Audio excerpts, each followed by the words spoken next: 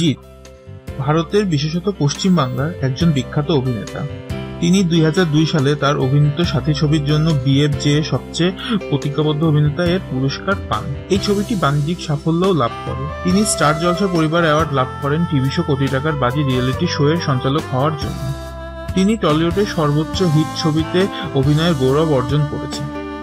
ওই ছবিগুলোর মধ্যে উল্লেখযোগ্য ছবি হল সাথী, জোশ, শত্রু, দুই পৃথিবী, ফাইটার, পাওয়ার, বচ্চন, 100% লাভ এবং 2012 সালে মুক্তিপ্রাপ্ত রেকর্ড করা ছবি আওয়ারা। তিনি 2012 সালের আনন্দলোক অ্যাওয়ার্ড পান এই আওয়ারা ছবিতে অভিনয়ের জন্য। বর্তমানে তিনি বাংলা ছবির অন্যতম সুপারস্টার। জিতের প্রথম জীবন। তিনি প্রথমে সেন্ট জোসেফ অ্যান্ড মারি স্কুল নিউ আলিপুর ও পরে ন্যাশনাল হাই স্কুলে পড়াশোনা করেন। তিনি কলকাতা বিশ্ববিদ্যালয় কর্তৃক পরিচালিত ভবানীপুর এডুকেশন সোসাইটি কলেজ হতে গ্রাজুয়েট হন। পরে তিনি তার পরিবারের ব্যবসায় যোগদান করেন। তবে সৃজনশীল কাজের প্রতি তার বরাবরই উৎসাহ ছিল। মাঝে মধ্যে তিনি বিখ্যাত অভিনেতাদের অভিনয় অনুকরণ করার চেষ্টা করতেন। তার বন্ধু রাজেশ চৌধুরী সৃজনশীল দুনিয়ায় তার ভাগ্য পরীক্ষা করতে বলেন। এরপর তিনি বিভিন্ন কাজে যোগদান করেন। তিনি বিভিন্ন সিরিয়াল যেমন বিষবৃক্ষে তারাচরণ চরিত্রে, জননীয়ে অনিল চরিত্রে সহ আরো অনেক কিছু সিরিয়ালে অভিনয় করেন। এরপর তিনি মুম্বাই যান এবং তার উদ্দেশ্যে কোনো প্রকার বাধা ছাড়াই 5 বছর সেখানে থাকেন। ছুটিতে কলকাতায় আসার পর তিনি বিভিন্ন পরিচালক ও প্রযোজকদের সাথে দেখা করেন। এরপর তিনি প্রোসেনিয়াম আর্ট সেন্টার নামক এক প্রতিষ্ঠানের সাথে যুক্ত হন।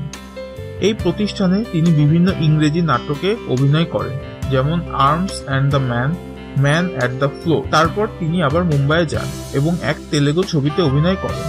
2001 সালে মুক্তিপ্রাপ্ত এই ছবির নাম ছিল চাঁদ এবং পরিচালক ছিল দক্ষিণ ভারতীয়।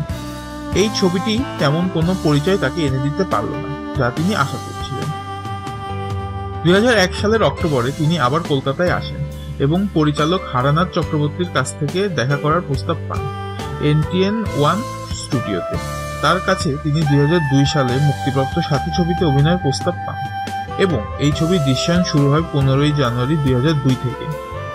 এই ছবি জিতকে বাংলা ছবির জগতে এক বিশেষ স্থান করে দেয়।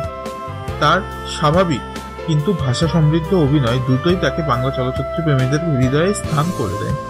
যদিও তিনি রোমান্টিক চরিত্রে অভিনয় শুরু করেন, ক্রমশ তিনি একজন অ্যাকশন হিরো হিসেবে আত্মপ্রকাশ করেন। 2005 সালে থামস আপের এক বিজ্ঞাপনে অভিনয় করে তিনি আরও সুপরিচিত হন। 2012 সালে তিনি একজন সফল প্রযোজক হিসেবে সমাদৃত হন তার অভিনীত 100% লাভ ছবিতে প্রযোজনার মাধ্যমে। তার পরের ছবি আওয়ারা আগের অনেক রেকর্ড ভেঙে নতুন রেকর্ড করে। তার নতুন ছবি আসছে 2013 সালে। এর মধ্যে শ্রাবন্তীর বিপরীতে অভিনীত দিওয়ানা এবং শুভশ্রী গাঙ্গুলির বিপরীতে অভিনীত বস ছবি বেশ উল্লেখ। বস ছবিটি 2012 সালে মুক্তিপ্রাপ্ত মহেশ বাবুর পরিচালিত ব্লকবাস্টার তেলেগু ছবি বিজনেসম্যান ছবির পুনর্নির্মাণ। এই ছবিটি বাবা যাদবের পরিচালনা ও রিলায়েন্স এন্টারটেইনমেন্টের প্রযোজনায় মুক্তি পায়। জিৎ 24 জানুয়ারি 2011 সালে স্কুল শিক্ষক মোহনা রতলানিকে বিয়ে করেন। তিনি 12 ডিসেম্বর 2012 সালে এক কন্যা সন্তানের জনক হন। মেয়ের নাম নবন্যা। তিনি 2002 সালে প্রিয়াঙ্কা ত্রিবেদীর বিপরীতে সাথী ছবিতে অভিনয়ের মাধ্যমে তার অভিনয় জীবন শুরু করেন।